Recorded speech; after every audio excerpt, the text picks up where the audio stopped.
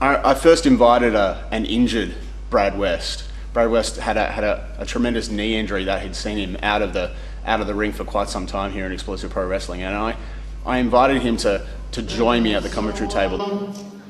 I don't know, let's say we bring up the man who is Brad West! To me, I didn't really have a choice. That was all I had. My wrestling career, as I knew it, was over. I had suffered the knee injury, and my doctor told me I was done. I was never going to wrestle again. So I said yes. I swallowed my pride. I said, fine, I will never wrestle again, and I will join you, Jack Brubank, on the commentary desk. Being the diplomatic guy that I am, I extended the hand, and Brad joined me, and we called some great matches together. Who could forget the cage match at Reawakening between Azazel and FN Carnage? What a spectacle of a match that was, and Brad West calling play-by-play, just phenomenal announcer.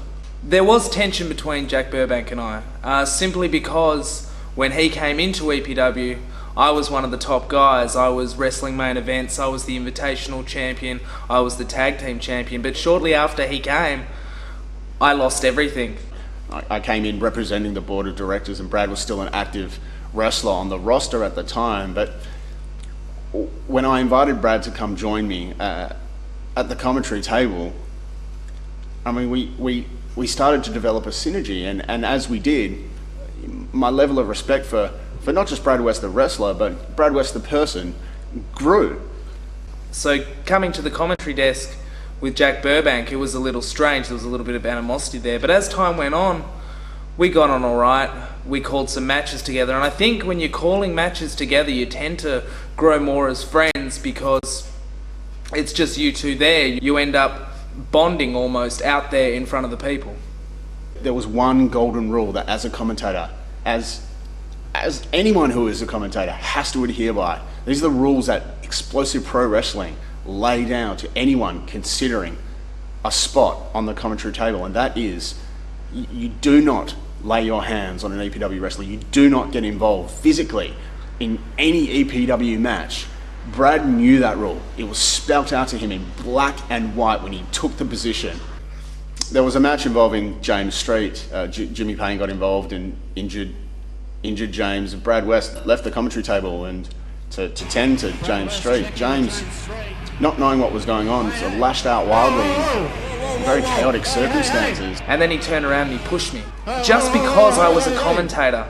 So I grabbed him by his shirt, pushed him into the corner and told him where he is. Here's James Street, here's Brad West, regardless whether I'm wrestling anymore. That's just how it works. But Jack Brubank didn't say that. What the hell do you think you're doing? I don't care what he did. Do you not recall? Do you not recall when I brought you out here last year? I said you could join me at the commentary table on one condition. You remember what that condition was? Why don't you tell me what it was? I was pushed. I was disrespected. I'll remind you what happened. The condition was you don't lay your hands on a wrestler. That was the rule. You broke the rules. I uphold the rules. You see what happened? He pushed me. I was disrespected. That's what's wrong with this promotion at the moment. It's complete disrespect from these upstarts. You knew I'm the a former rules. tag champ, You knew the invitational rules. champ. I know the rules. Exactly. And all he's done over the past couple of events, and you're throwing me out. You knew the rules, and you're no longer welcome at the commentary table.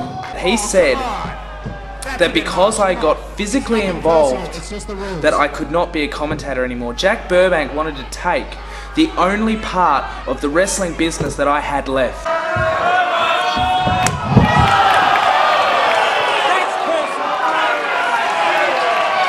To some extent, I mean, I understood. Brad West was very emotional. You know, commentary was the last thing left for Brad with his injured knee. It was his last outlet to be involved in some capacity with Explosive Pro Wrestling. I felt that me on the commentary desk, it didn't serve any other purpose than just to forget about everything that Brad West had done. And to me, that's a load of crap, because I beat so many people when I was the good guy. When I was out there wrestling and the crowd were cheering, they'd chant, "Brad is rad," whatever the hell that meant. When Brad was rad, he was winning, he was pinning people, but then when Brad got injured, the fans didn't care anymore, EPW didn't care anymore, Jack Brubank didn't care anymore. You know, when I was laying up in a hospital bed, I didn't get one letter from EPW, none of the wrestlers, none of the fans, and definitely not Jack Brubank, but he came to me later and said, "Join the commentary team," and I meant to sit there and I meant to say, "That's fine, at least I've got this commentary gig." But the fact is, that commentary gig meant nothing in the grand scheme of things, because that commentary gig, all it did was dilute and destroy everything that I had worked at for 4 years at that point.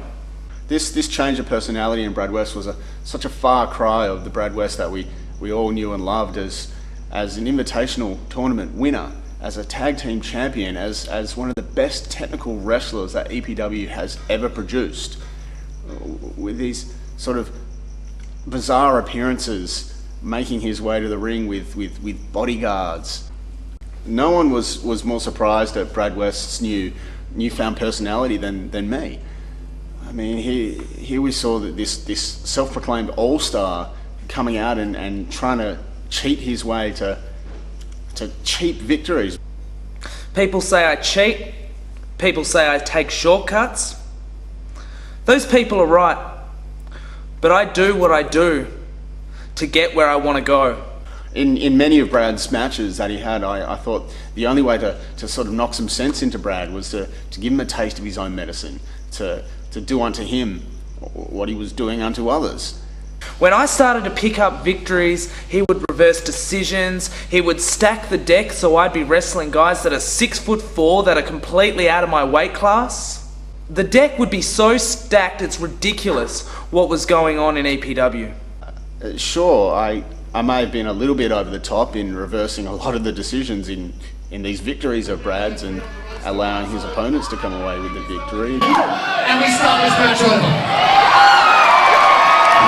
Oh yeah, some justice, Burbank style.